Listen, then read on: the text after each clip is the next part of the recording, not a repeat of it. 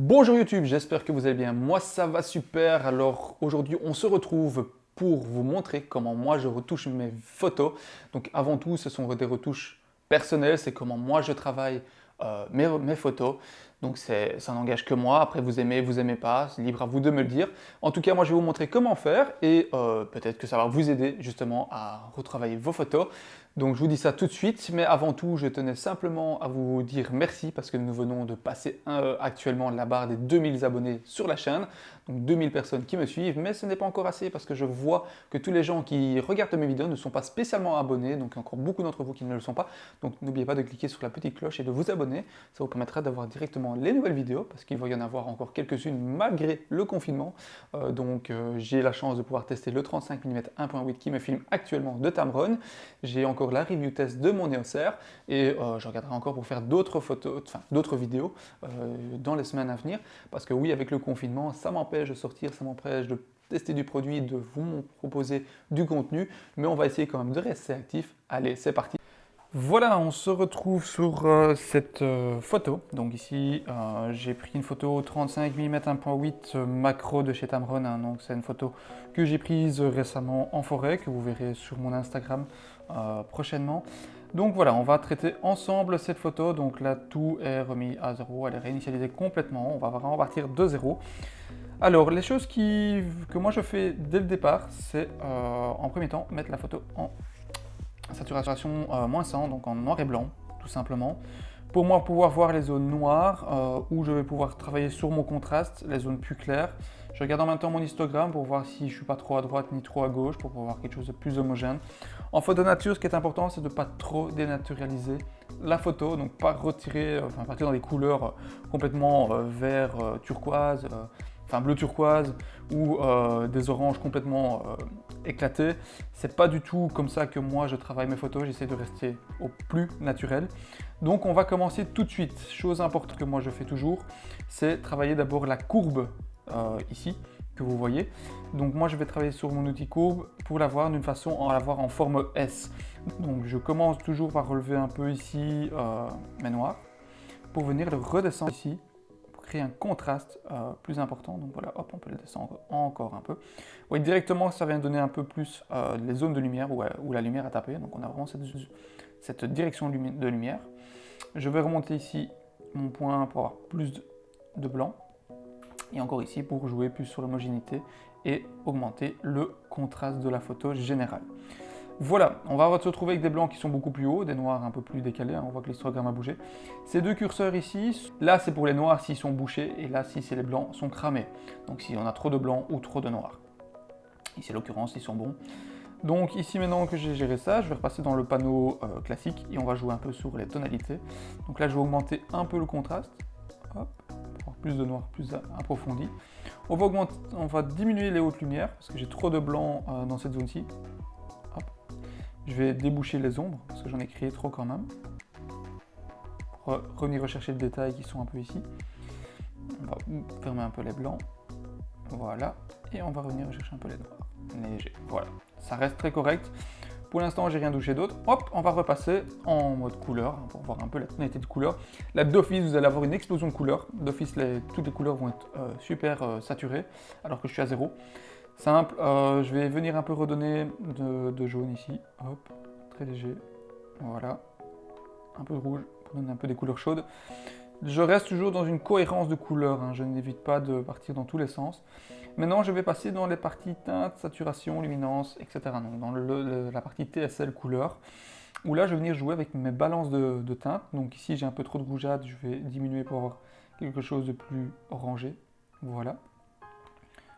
Redescendre un peu les oranges.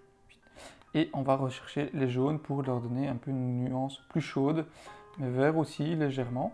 Là on a une photo qui est trop saturée à mon goût, donc on va aller dans saturation et on va baisser un peu tout ça. Les rouges de même. Et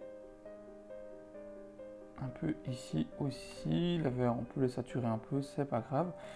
Voilà, on a une photo qui est déjà un peu plus rouge, qui est différente si on compare, avec des couleurs un peu différentes. Maintenant, je vais travailler un peu sur l'outil pinceau. Je vais descendre un peu ici, mettre un peu bleu. Voilà. Là, c'est déjà un peu plus naturel. On va passer sur l'outil pinceau parce que je vous avais dit que j'avais une zone ici de lumière, une direction de lumière qui était beaucoup plus importante. Donc là, l'outil pinceau Alt-O pour venir voir la zone sur laquelle je vais travailler. Donc je vais venir rechercher jusqu'à l'insecte. Je vais travailler la zone comme ceci. Donc on va créer une direction de lumière. Moi j'aime encore bien.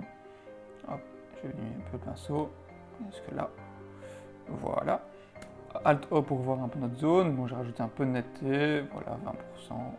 Plus de 20%. Et là, je vais donner un peu plus de lumière. Donc on va augmenter l'exposition. On va augmenter le contraste général, la haute lumière. Ça, je crée une zone plus exposée. Voilà. J'ai mis un peu trop d'ombre. Voilà. Ça crée déjà plus une lumière directrice. Je vais venir jouer avec aussi l'outil texture, je pense. On va essayer de dégrader. Et là, je vais venir donner un peu un dégradé de noir. Plus sombre, moins de lumière, plus d'ombre. J'aimerais bien avoir différence de niveau dans ma photo. J'aime bien ça. En tout cas, c'est comme ça que moi je travaille. Je vais en faire de même pour le bas. Là, je vais diminuer ma netteté aussi. Hop. Là, je vais donner moins de haute lumière, plus d'ombre. Voilà. Ça donne déjà... On revient sur ma photo initiale, excusez-moi. Ça donne déjà un peu plus de dynamique à la photo, sans être trop non plus. On voit qu'on a plus de zones ici, mieux éclairées, mieux exposées. L'insecte est un peu moins mis en évidence, mais on va le travailler un petit peu. Donc là, je vais toujours reprendre l'outil pinceau. Hop. Le sélectionner. Hop. Et là, on va lui donner un peu plus de clarté. La netteté, pas trop, parce que sinon après ça pète trop. Les hauts de lumière. Et hop, on va monter un peu. Et la zone sombre. Ah. Pas trop non plus.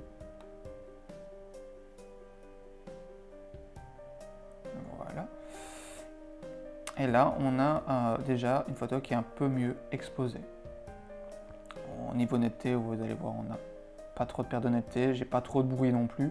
On peut venir un peu le diminuer si on n'aime pas trop, mais il faut laisser quand même toujours un peu un grain dans l'image. Donc moi, je mets toujours une luminance un peu moins forte.